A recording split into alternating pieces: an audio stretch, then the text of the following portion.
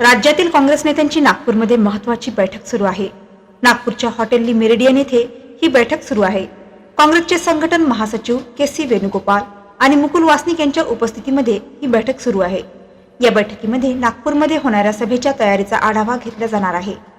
काँग्रेस प्रदेशाध्यक्ष नाना पटोले, विधिमंडळ काँग्रेस पक्षाचे नेते बाळासाहेब थोरात, विरोधी पक्षनेते विजय वडेट्टीवार, माजी मुख्यमंत्री व काँग्रेस कार्यसमितीचे सदस्य अशोकराव चव्हाण, पृथ्वीराज चव्हाण, विधान परिषदेतील काँग्रेस पक्षाचे गटनेते सतेज उर्फ बंटी पाटील, प्रदेश कार्याध्यक्ष माजी मंत्री नसीम खान, माजी मंत्री डॉक्टर नितीन राऊत, सुनील केदार, मुंबई काँग्रेस अध्यक्ष माजी मंत्री वर्षाताई गायकवाड, ॲडव्होकेट यशोमती ठाकूर, डॉक्टर विश्वजित कदम, प्रदेश कार्याध्यक्ष आमदार प्रणिती शिंदे, नागपूर शहर काँग्रेस अध्यक्ष आमदार विकास ठाकरे, ग्रामीण जिल्हा अध्यक्ष माजी मंत्री राजेंद्र मुळक, आमदार भाई जगताप, अमर राजूरकर, नाना गावंडे, मुख्य प्रवक्ते अतुल लोंढे, सोशल मीडिया विभागाचे प्रमुख विशाल मुत्तेमवार, प्रदेश सरचिटणीस देवानंद पवार, अभिजित सपकाळ आदी नेते उपस्थित होते।